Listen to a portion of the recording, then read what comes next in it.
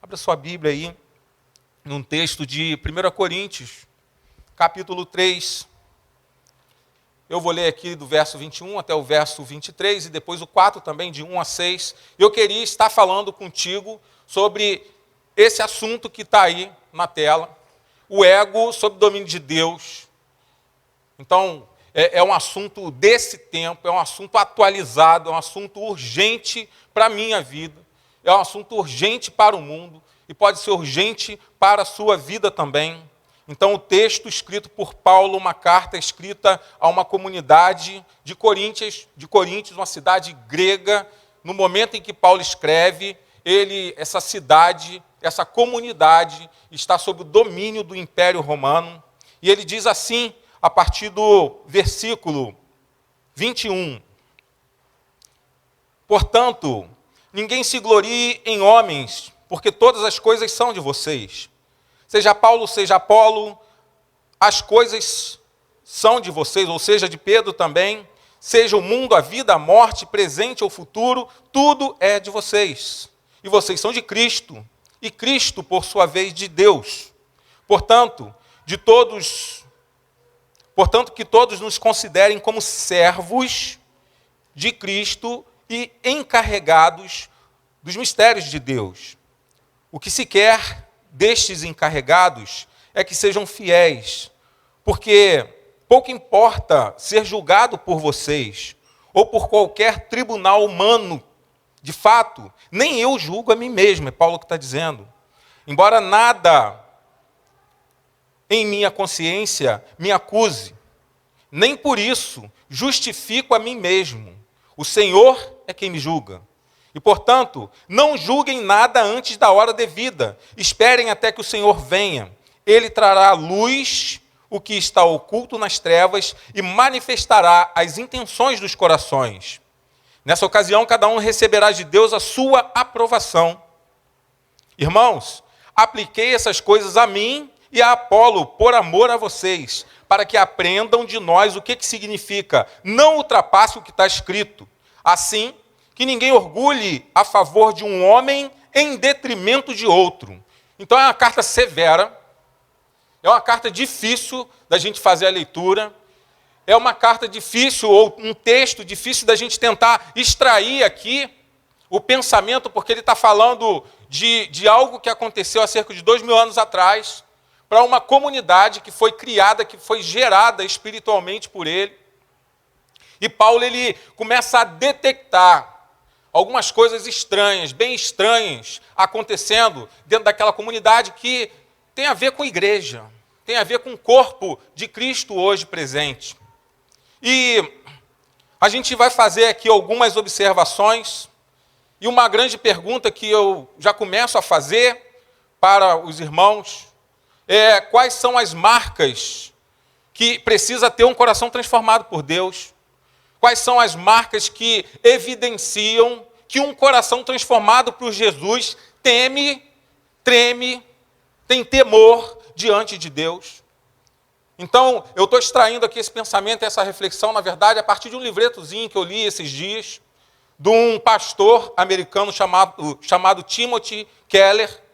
Então, a partir dessas perguntas aqui, sustentado pela leitura dessa carta de 1 aos Coríntios, que eu acabei de ler, ele vai falar da humildade que brota no nosso coração quando a gente se dá ou a gente entrega o nosso ego àquele que realmente pode fazer a gente subsistir, pode fazer realmente a gente se sustentar num mundo tão hostil, num tempo tão hostil, no meio de pessoas, no meio de comunidades, não só comunidades aqui espirituais como a igreja, mas das relações interpessoais às quais estamos expostos no nosso dia a dia. Então, seja no trabalho, seja na tua família, seja nos teus grupos de amizade.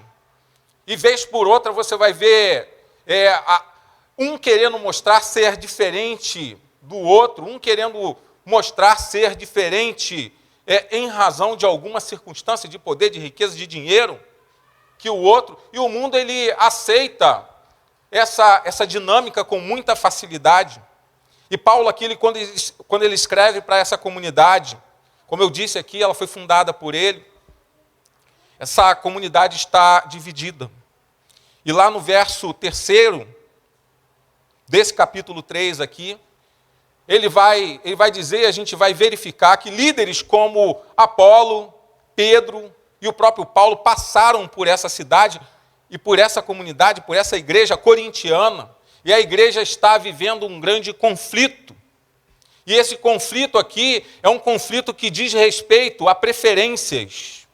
Quem é o melhor, quem é o maior, quem sabe mais, quem sabe menos, a quem a gente deve seguir, quem é mais mestre que o outro, quem tem a melhor percepção espiritual, quem ora mais, quem não ora mais, quem lê mais a Bíblia, quem não lê. E um monte de coisa acontecendo ali, mas a grande referência que se tem ali é Paulo, é Apolo, um grande líder, um grande intérprete do cristianismo nascente ali naquele momento, e o próprio Pedro, que viveu com Jesus. E a igreja, ela vive em razão desses três personagens, uma divisão e um grande conflito. E Paulo, ele mostra qual é a causa disso, quando ele lê, ou quando ele escreve, 1 Coríntios 3:3, e ele vai apontar, olha só, há invejas e divisões entre vocês. Vocês não estão sendo carnais e agindo como mundanos. A palavra inveja aqui, quando Paulo fala, essa palavra é uma palavra grega que significa eres, que tem a ver com discurso erístico, ou discurso de manipulação, ou discurso que tem a intenção de vencer uma exposição de falas, um discurso político, por exemplo. Então, aquele que fala melhor, aquele que consegue menosprezar o outro, aquele que consegue se sobrepor ao outro. Então, Paulo está dizendo aqui que quando a igreja, a comunidade olha para esses mestres, eles começam a entrar nesses conflitos. Não, Paulo é melhor por isso. Apolo, ele é muito melhor por causa daquilo. Não, Pedro foi apóstolo de Jesus, então a palavra dele vale mais. Isso é coisa muito comum, principalmente dentro da igreja. Essa disputa de poder, eu fico tentando entender por que a gente tem que disputar poder dentro da igreja. Eu não consigo entender o que tem de tão poderoso aqui, senão a palavra de Deus, Jesus Cristo e o próprio Senhor, para a gente poder disputar como se fosse algo nosso. Como se fosse títulos, às vezes, que causam importância para a gente. A única explicação que eu tenho é o que a gente vai ver aqui um pouquinho mais adiante. É a sustentação do nosso ego, das nossas pretensões, da nossa imagem, da pessoa olhar para a gente e achar que a gente é muito porque a gente tem um nome, porque a gente tem um título, porque a gente tem um emprego, porque a gente tem um carro, porque a gente tem riqueza. E Paulo, ele percebe essa atitude dentro da comunidade com relação a ele próprio e aos seus irmãos em Cristo, cooperadores em Cristo, Apolo e Pedro. Então, os coríntios, eles eram orgulhosos por sua sabedoria e também pela sabedoria dos seus mestres, às quais cada um estava ligado. E, com isso, eles se apoiavam em homens e tinham homens e situações humanas como base de sustentação da fé. Que não é nada diferente também das coisas que a gente vive. Então, Paulo, lá no verso 21 do capítulo 3, ele vai chamar a atenção e falar, poxa, peraí. Ninguém aqui se glorie. E a palavra glorie para ele é ninguém se gabe. Ninguém seja soberbo. Ninguém tenha um orgulho próprio em razão de homens. Então ele fala, peraí, vamos parar com essa conversa, gente. Ninguém se glorie em homens. E aqui a gente já extrai a primeira lição desse texto, para a gente responder aquela pergunta, lá de cima, que um coração transformado, ele precisa reconhecer a inclinação do ego humano. Se você não consegue, como crente, como uma pessoa que se diz regenerada em Cristo, reconhecer as inclinações do teu ego, você tem um problema. Você vai ter um problema de relacionamento, você vai ter um problema de caminhada cristã, você vai ter um problema de desenvolvimento da sua espiritualidade dentro da comunidade em que você está. Você vai ter problemas, às vezes, até para expressar o louvor e a sua adoração aqui, porque está te faltando algo. E você acha que aquilo que você tem, às vezes, porque você é capacitado, porque você canta bem, porque você toca muito bem, é o suficiente para você se sustentar. Até pode ser com relação à vida humana e às relações que a gente tem com o mundo, mas no nível de espiritualidade nunca vai ser. Nunca será. E quando eu falo de ego aqui, eu não estou utilizando aquele ego que a filosofia fala, que diz respeito à personalidade do homem, ou o próprio eu. Eu não estou falando aqui do ego da psicanálise, né, que é aquele ego que justamente é o agente regulador entre o id, que é a vontade animalesca, e o superego, que é aquele controlador, aquele regrador das nossas emoções. Eu não estou falando aqui de psicologia, eu estou falando de algo muito simples, e é aquilo que Paulo também está querendo trazer dentro do texto aqui. Ele está falando do ego que diz respeito ao eu, esse pronome de primeira pessoa do singular. O ego no sentido popular mesmo, e que é bem conhecido para a gente, a imagem que você tem de si, a imagem que você quer projetar de você mesmo no mundo, que nem sempre é a imagem daquilo que você realmente é em si, dentro de você. É o ego ou o eu da extrema autoadmiração. É o grande problema que a gente vive nesse tempo, nesse mundo, nessa era. E Paulo está falando disso aqui nesse texto. Porque Paulo, ele está disposto a achar dignidade em algum lugar em que ele possa ter glória. Mas ele não consegue encontrar. Porque ele olha para o homem e ele fala, ó, não se glorie no homem. E ele diz no texto, eu também não posso me gloriar em mim mesmo. Então ele consegue ter uma autopercepção e humildade para ver que aquilo que ele falou lá aos Romanos vale aqui. Eu sou miserável. Olha só o que ele diz sobre ele mesmo lá em Gálatas 6,14. Quanto a mim, aos Gálatas, que eu jamais me glorie. E por outro lado também, Paulo ele não consegue ver no mundo algo em que ele possa ver glória. É um problema que cai no nosso colo nesse tempo. Olha o texto aqui, em 1 Coríntios 3, 19 e 20. Porque a sabedoria, Sofia aqui, a filosofia deste mundo, se referindo ao mundo que ele vivia, é loucura aos olhos de Deus. Ele está falando que o conhecimento que o homem tentava produzir de si, no tempo dele, era uma loucura. Não levava ninguém a nada. Existencialmente, não conseguia produzir nada que significasse vida para o homem. E essa verdade acontece hoje também entre a gente. E ele continua, o Senhor conhece os pensamentos dos sábios e sabe que são fúteis, inúteis, pueris. Então, nós temos um problema com o nosso ego, nós temos um problema com o nosso eu. Nós temos, assim como Paulo diz aqui lá aos Coríntios, no tempo dele, há 2000 anos atrás, em 2020, nós temos uma necessidade insaciável de animar, de nutrir, de envaidecer o nosso ego, o nosso eu, de modo a garantir quem nós queremos mostrar ser. E vivemos mascarados no meio de hipocrisia. E às vezes você tem um problema com a tua aparência, mas o problema não é porque a tua aparência ela destoa da percepção que o mundo tem, mas a percepção que você tem de você mesmo. E você não se valoriza com aquilo que Deus te deu, e você quer mudar a tua aparência. Aí você muda de um jeito, você muda do outro, você nunca está satisfeito, é sempre insaciável, você entra da academia, você sai da academia, você faz uma coisa, você faz outra, e depois, às vezes isso muito acontece, o próprio médico fala, acho que você precisa bater um papo com um psicólogo. Porque o problema que você tem não é um problema externo, não é o problema do espelho, o problema que você precisa organizar é um problema de si, é um problema de ego, é um problema dentro de você. Organiza isso, que qualquer roupa para você vai ser boa, que qualquer jeito para você vai dar significado, que qualquer tipo de vida que você viver, você vai viver essa vida de forma que possa valer a pena. E o outro vai falar, poxa, mas o meu problema é o dinheiro, porque se eu tivesse um pouco mais de dinheiro, talvez eu viveria melhor. O camarada, ele consegue de alguma forma, sei lá, ganhar na loteria, acha R$1 milhão, dentro de uma sunga, um negócio assim. E o camarada, ele fala, e agora? O que eu faço com isso? Não resolveu, porque eu continuo com um vazio existencial, continuo ainda com uma sede dentro de mim.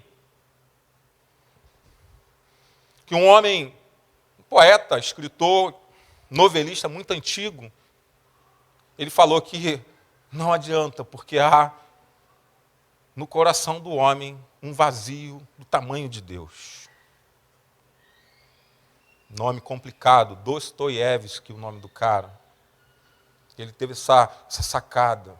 Eu acho isso fabuloso, porque quando você tem um problema com o seu eu, nada que você faça, tudo que você achar que pode ser uma pretensa solução, não vai resolver o teu problema. Porque você vai continuar com uma vida, com um coração sem significado. Então a vaidade do eu, os meus interesses, tudo que é mais importante para mim do que para os outros, os meus interesses, eles precisam valer sempre mais do que os interesses da minha esposa, que desapareceu dali, foi arrebatada, em nome de Jesus. Eu acabei de olhar para lá, ela estava ali. Vou ficar arrepiado agora. Alguém viu ela sair? Ah, glória a Deus. Estava aqui, gente. Nunca gostou de telefone celular? Nunca gostou. Janaína, no telefone, não, tá bom isso aqui, tá bom isso aqui. Aí pega um, sobra o meu, sobra do Alan, sobra do outro, pega alguém, pega da minha irmã, pega da minha mãe, ela vai pegando, sempre sobra de celular. Já desse ela estava falando com o telefone, eu pensei que o telefone dela, não sei se alguém lembra aqui, o PT550, é um telefone gordo assim, ó, o primeiro da série que saiu, lembra? E a bateria do telefone dela foi estufando. Eu falei, Janaína, o que é isso? Ela falou, não, que deu uma estufadinha na bateria. Eu falei, Janaína, isso vai explodir em você.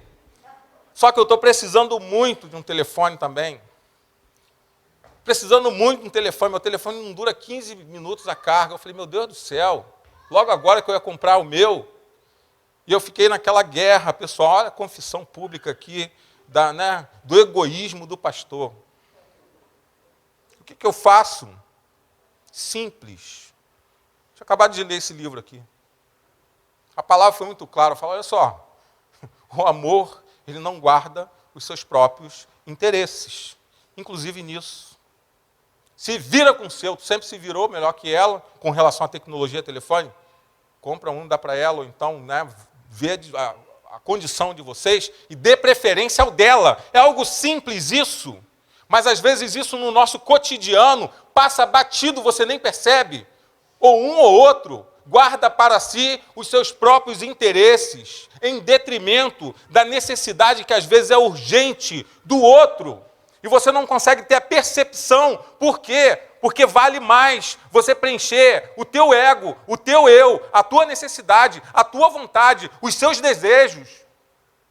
Aquilo que impulsiona você e te faz feliz, que te dá potência de felicidade, de vida e de agir.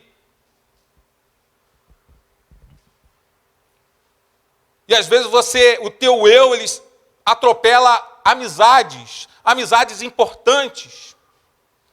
O teu eu, da forma mais dramática que a gente possa pensar, ele coloca Deus em segundo plano. Deus, ele passa da primeira pessoa do singular para a segunda. Deus, ele passa a ser Ele. Deus, ele passa a ser do outro lado. Deus, ele passa a ser um Deus distante. Porque os teus interesses são mais importantes, às vezes, do que o teu compromisso e zelo pelas coisas de Deus. Eu não sei se eu acertei aqui na questão da gramática, tá? Mas se vocês entenderam, tá bom. Tá? Que eu sei que é cheio de professor aqui, estou olhando aqui, professorada danado. Aí eu fico tentando, dar uma de Portuga aqui, mas... Se você entendeu, o que eu estou querendo dizer, nesse ponto aqui, é que você tem 24 horas no seu dia para você orar, para você fazer leitura da palavra, para você meditar, para você orar pela tua igreja, para você orar pelas pessoas que sofrem, para você orar pelos enfermos. Eu acho que em 5 minutos tu consegue ler alguns versículos e fazer uma oração que vai ter todo esse conteúdo. Mas você está sempre cansado, sabe por quê? Porque o resto do teu dia é o resto que você dá para Deus. Eu me vejo nessa situação muitas vezes. Quantas vezes eu já orei e falei, cara, eu tenho que orar para dormir. E eu comecei a orar, eu entrei no reino de Deus num nível de sonhos espiritual e acordei no outro dia, 6, 7 horas da manhã, eu falei, caramba, porque eu não estava aguentando mais. Mas o tempo que eu guardei, que eu reservei para poder me dedicar à oração, à intimidade com Deus, para isso criar em mim essa questão do outro, e do principal outro que pode existir em nós, que é o próprio Deus. Eu não consigo porque o meu ego ele vale mais. Se você pegar teu telefone, tem alguns aplicativos aí que vai dizer para você quantas vezes você ficou ligado no teu aparelho celular, quantas vezes você entrou no Facebook, entrou no Instagram, entrou em algum lugar, fez o TikTok. Tu tem tempo para fazer TikTok, mas você não tem tempo para poder fazer a leitura da palavra e uma oração. Você não tem tempo, às vezes, de no TikTok você colocar uma mensagem de amor, uma mensagem de paz, uma mensagem bíblica que possa afetar o outro do outro lado, porque você está pensando ali na sua performance, em como que você vai ficar no vai e vem. E na boquinha de peixe que você faz, porque aí a meninada, gosta de fazer a boquinha de peixe, passa aquele batom, dá aquele valor, vai para frente do espelho, aí fica, faz todo um aparato, tudo bem, é negócio desse tema, eu não entendo muito não, mas eu compreendo que faz parte do momento desse século 21. Então, continua fazendo isso, mas não esqueça da devoção, da intimidade, da misericórdia, do teu eu, sendo dedicado às coisas de Deus também. E com isso a gente tem levantado deuses desse tempo, e o principal deles, de repente, é você. De repente, você, no seu complexo de narcismo, que é algo desse tempo, você está virando de um semideus para um Deus. E você vive num sistema de autoadoração. Você vive num sistema de autodivinização. E você vive num panteão que tem um monte de semideuses ou deuses iguais a mim e a você também, nos meios de caprichos mundanos e terrenos. E vivemos assim todos uma verdadeira egolatria, a divinização de si, do ego. E a gente declara que a gente vive em Cristo, a gente declara que a gente ama o Evangelho, a gente declara que nós somos nova criatura, a gente declara que a gente vive todas essas coisas, mas a nossa verdadeira motivação é uma vida que é uma vida singular, é uma vida que é uma vida exclusiva, é uma vida que só cabe nela mesma e não cabe mais nada dentro dessa vida, porque é uma vida egoísta e afetada pelos próprios interesses. E você fala de amor. E eu falo de amor. Eu falo que eu amo a minha esposa. Aí o telefone dela explode na cabeça dela. Coitada, que nem está ouvindo direito. Estou com um aparelho auditivo essa semana. Eu estou até com remorso, estou achando que é por causa desse telefone. E você não consegue ter uma percepção mínima de amor, de falar, olha só, agora para você, agora é a vez dela, agora você deixa de fazer para você diminui porque é hora dela crescer, é hora dela dar o passo, é hora de você recuar, é hora de você pensar mais nela, é hora de você ajudar ela, um monte de hora dela que eu não consegui perceber no curso da nossa caminhada, e talvez você também nas suas relações, você nas suas intimidades com o teu esposo, com a tua esposa, você esquece de detalhes que é necessário a condição do outro, porque você está sempre interessado nos seus detalhes. Isso é uma verdadeira contradição do amor que Deus nos ensina através da palavra desse apóstolo aqui, lá em 1 Coríntios 13, 5, porque ele diz, em 1 Coríntios 13, 5, que o amor, ele não guarda os seus próprios interesses. Algo mais próximo disso que eu consigo perceber na minha vida é o que acontece dessa senhorinha que está aqui, que é minha mãe, para mim. Ela faz tudo que ela pode fazer por minha causa. É a relação do pai com o filho. talvez o maior exemplo que você possa ter para você se relacionar com o mundo e com as pessoas também. Eu sou capaz de me diminuir um pouquinho em favor dele. Então, Paulo aqui está falando sobre isso. Ele está falando sobre ego.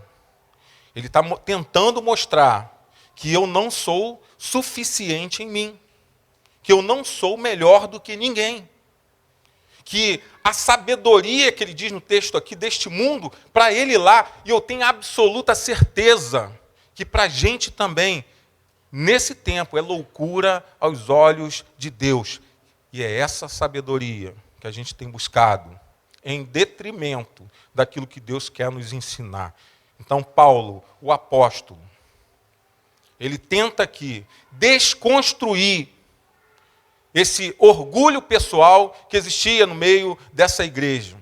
Esse orgulho pessoal da ilusão de que nós temos competência sem Deus, sem Jesus Cristo, para conduzir e descobrir o que realmente dá sentido à vida. Amém? Tu consegue entender isso? Então, para responder aquela pergunta do coração transformado, como é que ele é?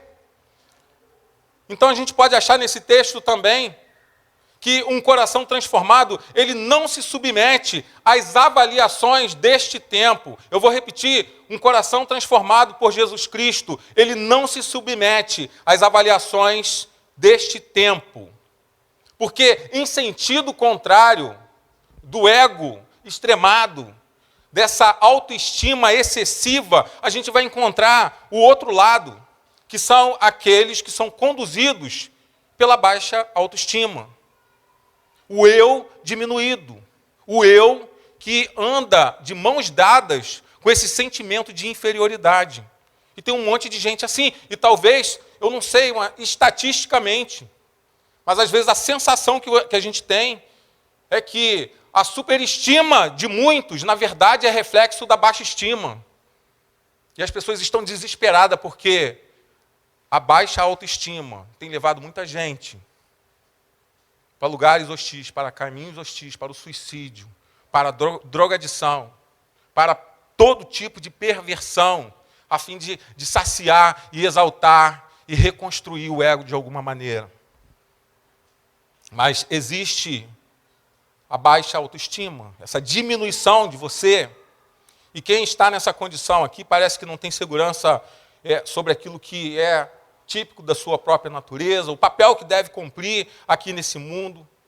E essa pessoa, ela vai se diminuindo, ela vai se decrescendo, e vai sendo a cada vez mais impedida de se conhecer melhor. Está cheio de gente assim, talvez alguém aqui está vivendo um momento como esse, um momento deprimido, um momento de baixa, um momento de bola murcha. E Paulo sabe aqui, para poder enfrentar também isso, qual é o seu papel, e ele mostra lá em 1 Coríntios 4:1, ele fala, olha só, vocês precisam nos considerar, então ele está se referindo a Pedro e a Apolo, e ele se coloca no meio aqui, então a partir dele ele fala, vocês precisam nos considerar servos. A palavra que ele usa é o apóstolo Paulo usando a palavra servos para dizer que as pessoas precisam considerar ele. E essa palavra servo aqui, geralmente na Bíblia, principalmente no Novo Testamento, é uma palavra grega, que a ideia dela é de doulos, que é o servo escravo. Mas aqui em Coríntios, Paulo é muito frequente, ele usa toda hora a palavra servo, mas a gente vai ver no texto mais original, que é o texto grego, e lá essa palavra servo não é doulos, é o peretes. E o peretes significa, quase que literalmente, no mundo grego, o remador inferior. O subalterno. Então eu coloquei um desenho aí, você está vendo? De um navio grego. Então, o nome desse navio é um navio de 3 remos, que eles chamam de triremê. Então ele tem assim, ele é particionado. Então ele tem no primeiro, no andar inferior, ele tem remadores. No segundo ele tem remadores. E no terceiro também. Diziam que isso era uma máquina de guerra naval dos gregos e depois dos romanos, mas a ideia veio lá dos persas também. Então, Paulo está dizendo ali, se você vê no desenho aqui que está do teu lado esquerdo, ele está dizendo que ele é o peretes, ou o remador inferior. é o que está no mais baixo nível do navio, no nível mais perigoso, no nível em que exerce maior esforço, no nível de maior dificuldade. E geralmente esses eram escolhidos entre os piores escravos. Então o que Paulo está dizendo aqui? Eu, como apóstolo de Cristo, eu estou diante dessa comunidade de vocês, como um remador inferior do navio da embarcação grega. Só que aqui ele inverte e fala, eu sou servo nesse nível de Jesus Cristo e também encarregado, que é guardião dos mistérios de Deus. Então ele coloca exatamente no lugar em que ele precisa estar. Um homem culto, um homem escolarizado, um homem que teve toda a potência intelectual, de repente, de explodir através do conhecimento dentro do mundo grego, do mundo romano, entre os seus judeus também, mas ele preferiu ser servo com essa qualidade aqui, para se sentir sempre inferior, um subalterno diante de Cristo. Mas, um pouco adiante, em seguida, ele está sendo criticado aqui, ele diz isso. As pessoas estão falando que ele é o menor, de que ele não vale nada, ele fala, não, tudo bem, eu sou mais ou menos isso aí mesmo. E ele faz uma observação, a crítica que ele recebe lá em 1 Coríntios 4:3, e ele começa assim, mas quer saber? Pouco importa de eu ser julgado por vocês. Pouco importa de eu ser julgado por qualquer tribunal humano. De fato, nem eu me julgo a mim mesmo. Então como é que pode? Uma incrível demonstração de humildade, mas ao mesmo tempo, parece que ele lança agora um olhar de prepotência. Eu estou um pouco me lixando porque vocês estão falando de mim. Se eu estou certo ou errado. E o mundo também, e tribunal humano também. E nem eu estou esquentando para nada. Paulo, parece aqui que ele chutou o balde. Que ele falou, dane-se, agora eu vou para a farra.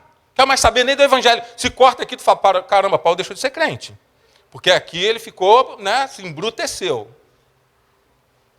Porque ele se vê, naquele momento ali, talvez ele estava num estado de um pouco de indignação, por causa dessas acusações, homens de Deus, homens, que sofriam pelo amor de Cristo, tanto ele como Apolo, como Pedro, e eles estavam sendo julgados, sendo avaliados o tempo todo para saber se pode fazer isso, se não pode fazer isso, se foi visitar o irmão, se não foi, se o pastor gosta de mim, se o pastor não gosta de mim, e o pastor não falou comigo, o pastor não falou comigo essa semana, vou sair dessa igreja porque isso aqui não aconteceu, isso é mais ou menos isso aqui, a divisão ia acontecendo. Paulo fala, peraí, para com isso. Tem um monte de igreja assim, eu fui criado em igreja assim. Dá vontade de enfiar o dedo na garganta e vomitar. Eu falei, não é possível, a gente com tanta coisa importante para fazer, e a gente fica atrelado a picuinha, a divisão, a facção, por causa de nada. De quem vai tocar, quem não vai tocar. Mas é o baterista, mas hoje é meu dia, ele não pode. Intrigas infundadas. E ele tem essa sensação de que ele está num verdadeiro tribunal, um tribunal de acusação, onde ele vai ser julgado por pessoas que sempre falaram que amavam ele. E talvez você, em algum momento da sua caminhada cristã, da sua vida, da sua particularidade, ou até mesmo dentro da igreja, você se sentiu julgado por alguém, que alguém olhou para você com um olhar de condenação, de acusação, por um pecado que você cometeu, por um deslize que você deu, por alguma coisa que você falou sem querer falar. E ele se sente assim, e ele espera por um veredito, e o veredito ali mais ou menos era esse: quem é o melhor, quem é o menor, quem é o pior, quem é que fala melhor, quem fala de forma mais complicada, quem, como diz lá em Coríntios 3:5, quem é de Paulo ou quem é de Apolo, e lá no verso 22 do capítulo 3, e quem é de Pedro também. E Paulo vai dizer, e não estão sendo todos vocês pessoas mundanas por causa disso? Porque isso não tem nada a ver com espiritualidade, é o que ele está querendo dizer ali? Ou ele está querendo fazer uma exposição para mostrar para eles que aquilo que eles faziam, comportamento de divisão, de facção, de acusação, de impor tribunais, nós não temos autoridade nenhuma de acusar ninguém. O pastor não tem autoridade nenhuma de acusar você de alguma coisa. Eu estou aqui para poder compartilhar o evangelho, para te amar, para te ensinar, para apontar caminhos, para buscar na palavra aquilo que é correto e falar, meu irmão, pensa nisso, reflita nisso, não troque isso por nada, siga nessa direção para você não vacilar. Esse é o meu papel. Então não estou aqui para falar, você não vai fazer mais isso porque você é aquilo. Você vai deixar de ser isso porque essa condição aqui não cumpre o requisito. Eu não estou aqui para esse papel. Vocês nunca vão me ver nesse papel aqui. Se não for para amar, se não for para compreender, se não for para ouvir, se não for para ser aconselhado por vocês, para de repente eu me modificar, eu acho que eu vou estar em maus lençóis com Deus. Aí sim, eu vou estar sujeito a julgamento. Agora, Paulo ali não estava sujeito ao julgamento de ninguém. Porque ele falava, quando ele diz aqui, vocês não estão sendo todos mundanos? Em outras palavras, o comportamento que vocês estão tendo é um comportamento carnal. É um comportamento regular da raça humana. É assim que vocês são, acusadores, julgadores. Vocês precisam de um tribunal, vocês precisam de um juiz, vocês precisam de um promotor de justiça, vocês precisam de um acusador, vocês precisam de um defensor, vocês precisam passar por um processo legal e vocês podem ser condenados ou absolvidos no final desse processo, ir para a cadeia pagar um preço ou não. É que o Paulo está falando.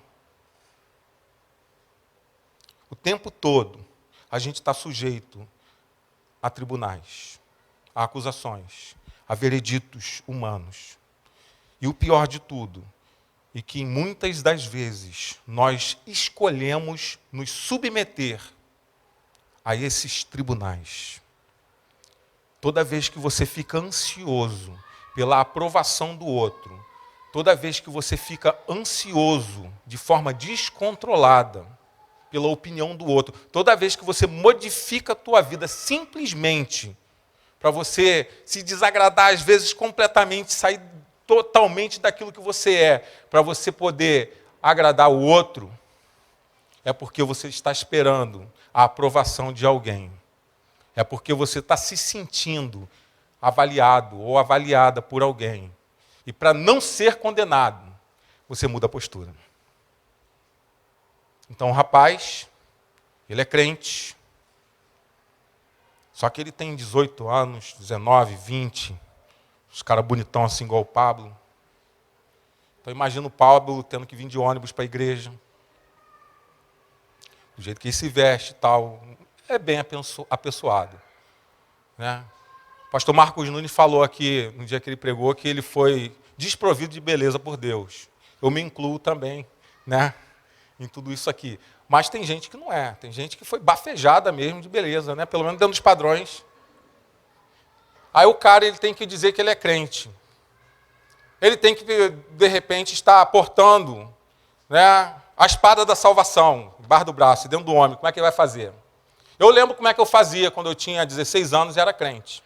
Uma pressão tremenda. Eu falei, poxa, as pessoas vão me acusar, as pessoas vão olhar para mim e vão falar, caramba, o cara é crente. As meninas, que eu não arrumava nenhuma, não arrumava namorada, só vivia na secura. Eu falei, vai piorar ainda, porque vão me chamar de Bíblia, que era o termo que utilizavam para a gente naquele tempo. Então eu falo, eu tenho que ter uma Bíblia bem pequena, eu tenho que ter uma calça com bolso bem grande, eu colocar essa Bíblia dentro para eu poder ir para a igreja assim, e ninguém conseguir enxergar nada, porque eu não quero assumir aquilo que eu sou, eu não quero assumir o compromisso que eu tenho com Deus diante das pessoas, sabe por quê? Eu posso ser reprovado por elas, e eu não posso ser reprovado pelas pessoas. Então, eu tenho que esconder aquilo que eu escolhi ser, aquilo que faz parte da minha integridade, aquilo que faz parte da minha criação.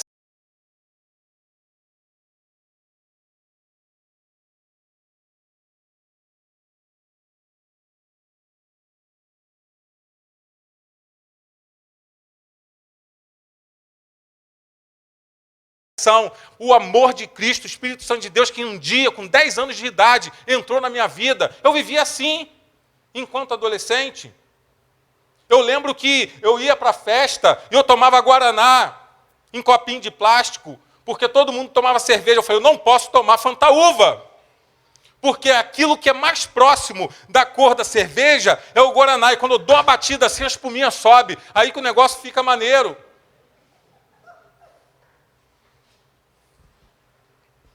Porque eu queria ser aprovado por algo que eu nunca fui. Porque eu fui escolhido para ser um homem que anda nos caminhos do Senhor. Eu fui escolhido para poder crescer nos caminhos do Senhor. E eu descobri na minha caminhada um dia que Deus queria algo além disso ainda, que era um compromisso mais intenso, que era uma intimidade um pouco mais próxima, porque Ele tinha uma vocação para eu fazer o que eu faço hoje, que não é só uma performance de pregação, não é só uma exibição de palavras, não é só uma retórica da Bíblia, mas é aquilo que ferve dentro de mim, é aquilo que eu quero que faça parte da minha vida, é aquilo que eu quero que saia daqui, que entre dentro da minha casa. Eu quero todo dia que a minha esposa, quando a gente tiver 50 anos de casado, que ela fale, poxa, você soube me amar. Eu quero que ela faça isso, mas para isso acontecer é na palavra, não é no amor que o mundo diz que acontece, é no amor de Coríntios 13. É o amor que não vê o seu próprio interesse, é o amor que não guarda o rancor. É o amor que dá de si em favor do outro. É o amor que não arde em ciúme. É o amor que não é desejo, que não é tesão, que não é tino que retine, algo passageiro, mas é amor que se perpetua na tua história, no tempo, e lá no finalzinho você olha para a cara da velhinha, murchinho você também, e tu fala, caramba, valeu tudo a pena que vai acabar tudo aqui. Mas a gente continua no céu, vamos ver como é que vai ser lá. Glória a Deus.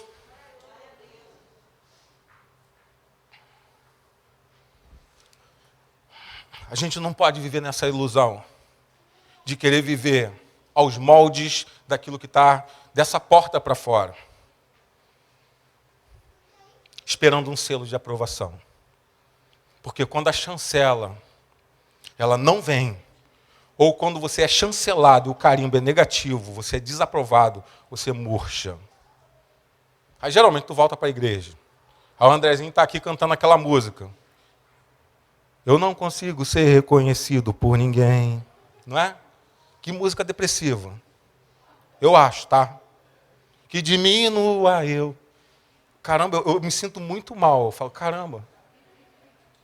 Eu já estou ruim, essa música me jogou no piso. E outros piram a cabeça. Porque não são reconhecidos e alucinados. Tentam assim, obter a performance. Fazer algo mais, para poder ser aprovado. E tentar dar mais um passo externo e não interno, para mostrar que é bom, para mostrar que está por cima das coisas. E Paulo vem com tudo, e eu repito aqui, em 1 Coríntios 4, 3, ele fala, pouco me importa ser julgado por vocês, ou por qualquer tribunal humano, de fato, nem eu julgo a mim mesmo. Ele está dizendo, se liga meu irmão, que a identidade dele não é forjada e controlada por aquilo que as pessoas acham dele. A tua identidade não pode ser forjada por aquilo que as pessoas pretendem de você. A sua identidade, ela precisa ser forjada por aquilo que Deus diz que você é, que já está escrito na história de Deus, e Ele quer que você entenda isso, que você viva isso, e que tua vida participe disso. Aí sim, você vai entender o que é um ego transformado.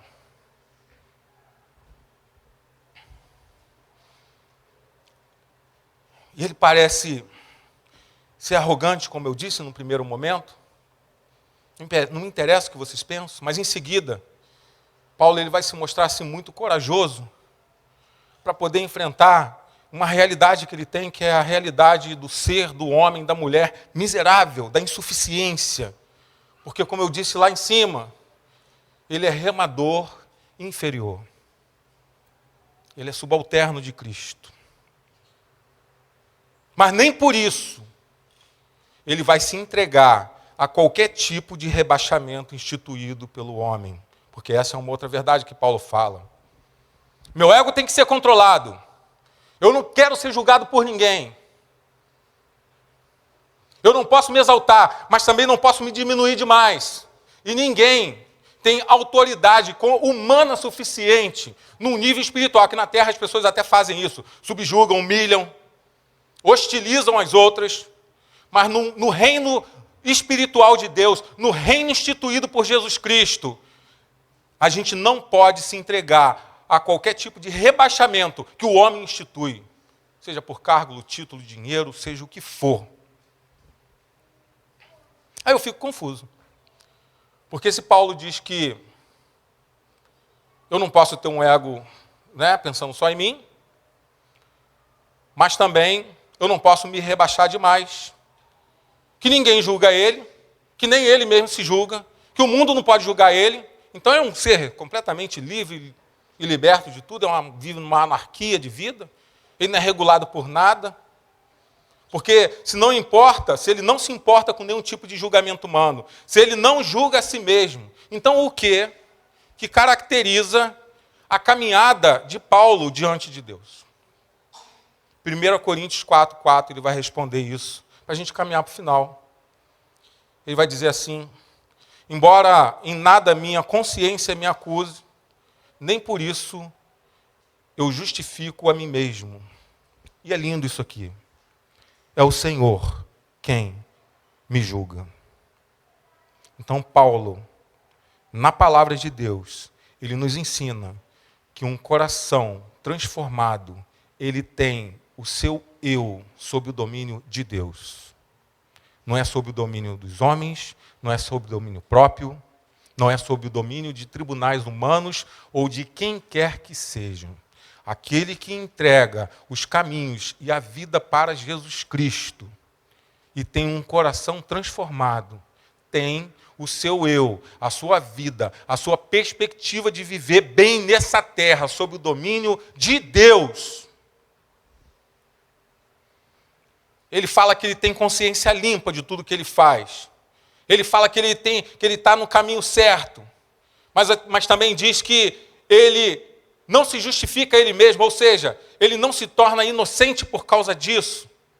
E aqui eu volto à ideia daquele pastor que eu falei lá dos Estados Unidos, que ele fala sobre essa questão, num livreto dele, sobre o ego transformado. E ele vai dizer que a consciência de Paulo aqui até pode estar limpa. Paulo pode até estar se sentindo limpo de consciência, mas ele sabe que consciência limpa não faz dele um homem inocente, principalmente diante de Deus. Porque às vezes você bate, às vezes você maltrata, às vezes você mata. Já ouvi assassinos falando: cara, eu matei, mas olha só, consciência limpa, o cara não prestava, era um vagabundo, era um bandido. Estou tranquilão por isso, e se precisar matar, eu mato de novo.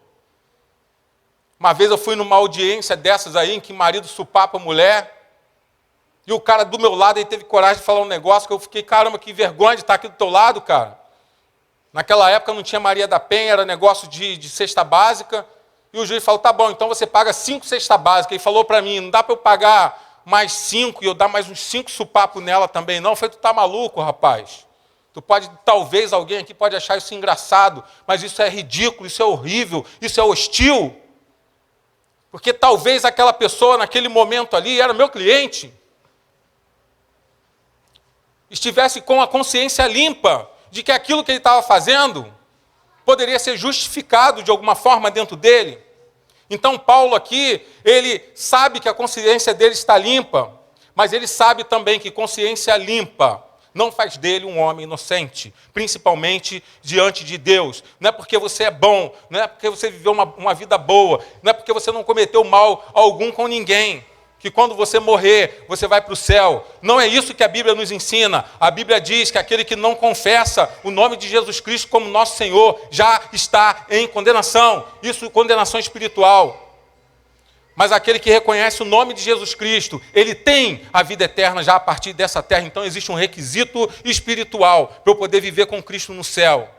Então não é uma vida boa, não é ser um bom pai, não é ser um bom marido, não é ser um cara honesto, não é ter o nome não está sujo no SPC. Não é isso que vai levar você aos céus. Então ele vai reconhecer, para a gente finalizar, as suas inclinações. Mas, ao mesmo tempo, Paulo vai sufocar o ego dele. E lá em 1 Coríntios 1:31, ele vai dizer: quer se gloriar? Faça isso também, meu irmão. Se glorie no Senhor. Lá em Gálatas 6:14, ele vai dizer: quanto a mim, que eu jamais me glorie a não ser na cruz de Cristo, o nosso Senhor, por meio do qual o mundo foi crucificado para mim e eu para o mundo. Quem me julga é o Senhor. Eu não sou inocente, mas eu tenho que estar diante do tribunal do Senhor. E é Ele que vai dizer para mim qual é a minha qualidade, se eu tenho recuperação ou não, se eu tenho jeito ou não, se meu casamento pode ser restaurado ou não, se o pecado que eu cometi tem solução, tem perdão ou não. Paulo aqui parece que está ouvindo Jeremias, um profeta de Deus do Antigo Testamento, quando ele profetiza para a nação de Israel, e ele fala sobre Jerusalém, fala: a cidade vai cair. Eu me incluo no pecado desse povo, e ele era o profeta, ele era a boca de Deus. E ainda assim, lá em Jeremias 9, 23, 24, ele vai falar: assim diz o Senhor, não se glorie o sábio em sua sabedoria, nem o forte na sua força, nem o rico na sua riqueza, mas quem se gloriar, se glorie nisto, em compreender, em conhecer, pois eu sou o Senhor. Eu ajo com lealdade, com justiça, com retidão sobre a terra, pois é dessas coisas que eu tenho me agradado. Esse é o desafio de quem quer ter, ou de quem acha ter, um ego transformado. Do coração que teme e treme diante de Deus. Nem eu, nem você, meus irmãos, somos mais ou menos. Eu sou aquilo que diz Deus que diz que eu sou, e você também. Você é aquilo que Deus diz que você é. E não é aquilo que o mundo diz que você é. Não é aquilo que teu marido diz que você é, ou que a tua esposa diz que você é, se for algo depreciativo. Você é aquilo que Deus sonhou para a tua vida. E você precisa se encontrar com esse ideal, que é o ideal de Deus. E Deus diz para mim que eu sou amado dele. Deus diz para mim que eu sou reconhecido por ele. Deus diz para mim que eu não sou julgado. Deus diz para mim que na minha deficiência de vida, que na minha insuficiência, com todos os pecados que eu olhando para trás aqui eu já cometi, Ele diz para mim que eu já fui absolvido antes da sentença. Eu não vou estar sujeito a um processo, porque o processo ele foi feito na cruz, no Calvário, por Jesus, e lá eu fui redimido, eu fui justificado, e o próprio Paulo vai dizer que nenhuma, mas nenhuma condenação há para aqueles que estão em Cristo Jesus. Nenhuma subalternidade temporal pode me subjugar, nem um homem rico, nem um homem opressor, ninguém, nem um vagabundo na rua, nem marido, nem mulher, nem filho, nem filha, ninguém, porque eu sou peça rara para o Senhor, e Ele que cuida de mim. Mas eu preciso colocar o meu coração, o meu eu, sobre o domínio de Deus. Deus quer fazer isso contigo. Deus te abençoe.